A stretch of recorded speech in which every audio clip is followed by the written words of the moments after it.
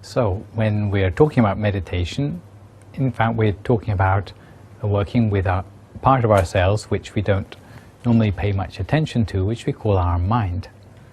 And the mind is not something which you can normally x-ray yourself and find. It's not something which you can dissect yourself with a scalpel and find, but it's rather more something like a ghost in the machine. If you ask yourself what the difference is between a person in a coma and a person who's conscious is, then the difference is that with a person in the coma, then the mind is no longer present. So it's the part of ourself which allows us to be aware of our surroundings and responsive. And meditation is a way in which we can train the quality of our mind to become more refined and more subtle. The way which we do that is basically to bring back our attention from the normal things which tend to distract us to a place inside of our own body. The problem with the mind is that often our attention gets stuck on things in the outside world which bring back to us a lot of negativity. For example, if we're walking in a shopping mall, often we find our attention gets stuck on the tempting things in the shop windows. And sometimes even though we might be all the way home, our mind is still lingering around in the shop windows instead of being with us where it ought to be. The other aspect of distractions is the things that we hate as well. You wouldn't think you would want to think about things which you hate, but in fact sometimes we can't stop thinking about the things that we hate, and our mind still goes back to those things again and again. So the solution, instead of picking up on the negativity or the temptations of the things around us in the world, is to bring our attention back inside the space of our body. And there are many different sorts of meditation in the world, which basically are ways to bring back the mind within the space of our body. So there are many different ways of meditating. Generally it means that there are many different things to focus on within the space of our body. To give some examples you may have heard of, one common way of learning how to meditate is to focus your attention on your breath, because your breath goes in and out of your body, and if you focus your attention on the breath as it goes in and out, then you could be pretty sure that your mind will be within the space of your body, even though it may be moving up and down with your breath. Another way is to focus on the rising and falling of your stomach as you breathe in and out. Again, this would tend to bring your mind back within the area of your body. But again, the mind will never be quite still because your stomach is always either rising or falling. A third way, which you may have seen with many yogis, is to be sitting and making the sound Om. You may think this would be a strange way of meditating, but if you go back to where the sound of the word Om comes from, then you find it's deep down inside your body. And in fact, it's quite calming for the mind. But the way I'd like to introduce you to today is by using what we call a mental object, which is an object which we create in our mind. If you'd like to try for yourself now, as a way of just testing the abilities of your mind, try thinking of a picture of the sun in the sky. So it may be a golden colored sun, or a yellow sun, a red sun, maybe white colored sun, or maybe a sunset if that's what you're into. If you can think of that image, then ask yourself where that image came from. Because in the room I'm pretty sure that you don't have any windows where you can look out and actually see the sun, so it's not your eyes which you've seen that picture with, but rather it's your imagination, maybe your memory. These are both functions of the mind. So in fact, that image has come from the mind itself. It's been created by your mind. This can be done with images which you've seen before, of course, but it can even be done with images that you've never seen before. For example, if you were to think of a green elephant, I'm sure you could imagine that picture without any trouble, even though I'm sure you've never seen a green elephant before. So it's really an image which has been created in your mind. It's your mind that creates the image. And the interesting thing for us is that when we see the image, although we don't see the mind producing it, but wherever that image appears, then we can be pretty sure that that's where our mind is located. So we can see the image the mind produces, but we don't see the mind. And if we want our mind to come back within the space of our body, all we have to do is to imagine one of those images within the space of our body. So what we're going to do is work with that image of the sun, which we saw a few moments ago, but instead of imagining it in the sky, we're going to be thinking about it as if we see it in the middle of our body, somewhere in the area of our stomach. If there's anyone listening in who has problems with sleeping, you may need a second element to your meditation, because normally the thing which keeps you awake at night is having a lot of thoughts in your head. And normally if you try to meditate, then exactly the same thing will happen to you. You'll have a lot of thoughts coming into your mind which will actually disrupt your concentration. So if you are that sort of person, you may need a second element to your meditation, which is called the repetition of a mantra. And without sounding too weird, a mantra is simply a word, usually a word with a positive meaning, which you repeat to yourself silently for the sole purpose of getting rid of the thoughts in the mind. Because for as long as you're repeating the word, then other thoughts can't come into your mind. That's the theory in effect.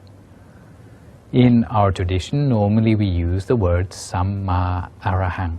So that would be spelled S-A-M-M-A, Samma, which means right or proper, and Arahang, A-R-A-H-A-N-G, that meaning a high or a pure state of mind. So Samma and Arahang together means a high or a pure state of mind achieved in the proper way. But if you find that words in Indian language are not for you, you might like to make up your own mantra, or perhaps use a mantra in English such as brighter and brighter, clearer and clearer, whatever suits you. But the idea is that if you have a lot of thoughts coming up, then you need some sort of mantra in order to keep those thoughts at bay. So what we'll do now is sit for meditation for 10 minutes, and before we do that I might mention a few things about how we sit for meditation. The ideal posture is to be like the people in the picture, sitting on a meditation mat on the floor and sitting cross-legged. The ideal position is known as the half-lotus position, where you put your left leg up on the calf of your, you put your right leg up on the calf of your left leg. If you find that that's impossible, or if your knees don't reach the ground, you may need to sit on a slightly higher cushion so that your body is tipped slightly forward onto your knees and you find that you have a straight back. If you find that all of this is completely impossible and you really are uncomfortable on the floor, it is possible to sit on a chair. But if you sit on a chair, you have to make sure that your back is fairly straight. It's good to sit on a fairly upright chair, and again, sitting on the edge of the chair is better than slouching back into it. As for our hands, then we put our hands together, palm upwards, the right hand on the left hand, and the index finger of the right hand would touch against the thumb of the left hand. And if we put our hands together so that the inside of our hand actually is against the front of our stomach, then that will give us quite an upright posture, again, without us having to force ourselves too much. Some people ask me why the finger and the thumb have to be like that. Well, it's a way of making sure that when you're meditating, that you don't fall asleep while you're doing it.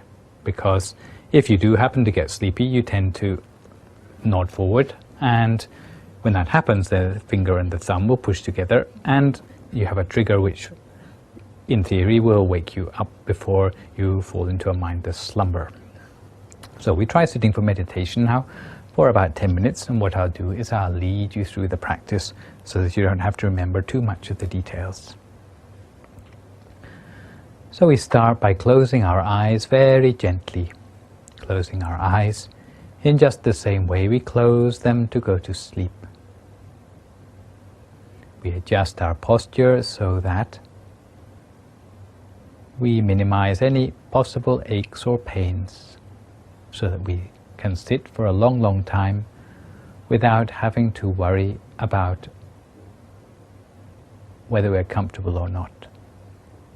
Each time we meditate, we take a few moments to relax all the muscles of our body. Because although meditation is about the mind, the calm mind depends on having a comfortable bodily posture. So we take a few moments just to relax all the muscles in our body, starting with the muscles of our forehead, our eyebrows and eyelids, and making sure once again that our eyes are only very gently closed. Then we relax the muscles of our face, maybe by smiling to ourselves.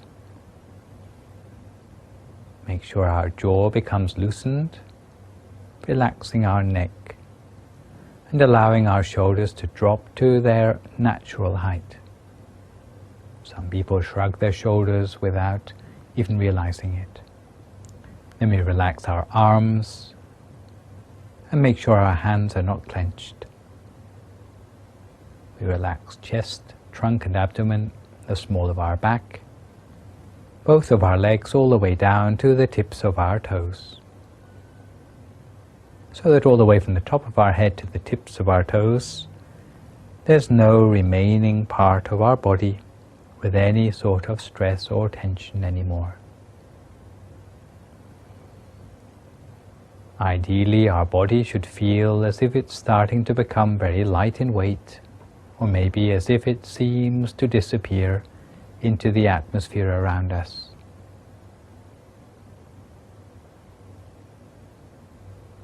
Leaving only a feeling inside ourselves of well-being, of happiness. And we turn our attention now to relaxing our mental state. And the way we do that is to let go just for a few moments of all the normal things that we tend to worry about. So we empty our mind as much as possible of any thoughts we may have. Keep in mind the task in hand of relaxing the mind, of training and cultivating the mind in meditation, for which you have set aside these precious few moments. And fill your mind with thoughts of happiness and joy. Make your mind spacious, radiant, light and refreshed. Spacious like the ocean, radiant like the morning sun, light as a feather, and refreshed like a flower bud in the early morning dew. Fill your mind with happiness and joy, as if those tiny particles of happiness and joy completely filled your mind, leaving no space within your mind for any other sort of thought. And when your mind feels completely relaxed, harmonized, unified, and your body is completely relaxed too, very gently, using no effort at all, allow your attention to settle and to center itself to a point in the middle of your stomach. Allow your attention, allow your mind to settle itself to a point in the center of your stomach.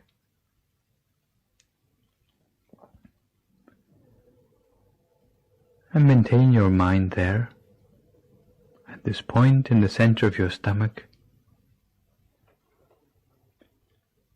as continuously as you can, for as long as you can, without letting your mind wander anywhere else. The way we keep the mind in the center of the body depends on our own personal character. Some people like to keep the mind in the center of the body by visualizing a bright object there.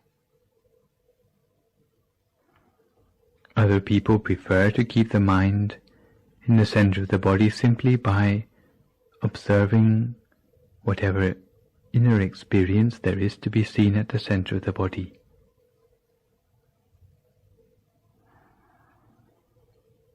If you find that for you the first method is more appropriate, then imagine a bright object such as a shining sun, a full moon,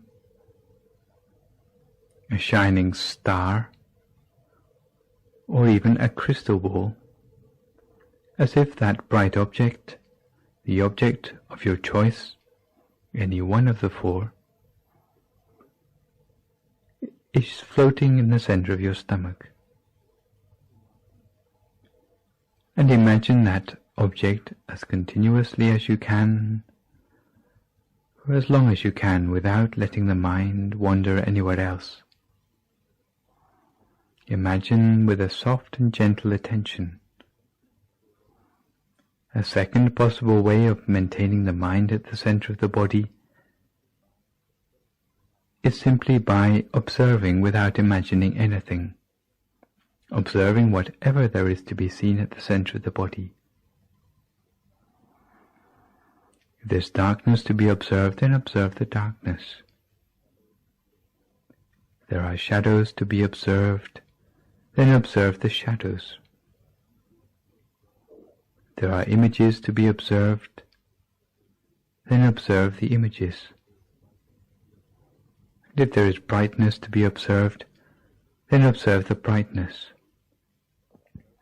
In brief, observe whatever there is to be seen, but observe continuously with a light and gentle attention, without entertaining any thoughts in your mind, without judging the things that you see, without any expectations, without becoming elated by the pleasing things that we see, without feeling disappointed by the displeasing things that we see, simply observing and nothing more. So cultivate the refinement of the mind, cultivate the subtlety of the mind, using your bright object or using your observation skills, as continuously as you can, for as long as you can, without letting the mind wander anywhere else. And eventually the mind will come gently to a standstill at the center of the body, allowing the mind to go deeper inside, deeper into purity, deeper into brightness, and deeper into the hidden wisdom within the mind. Now, each their own meditation practice in silence for a few more moments until we come to the appropriate time.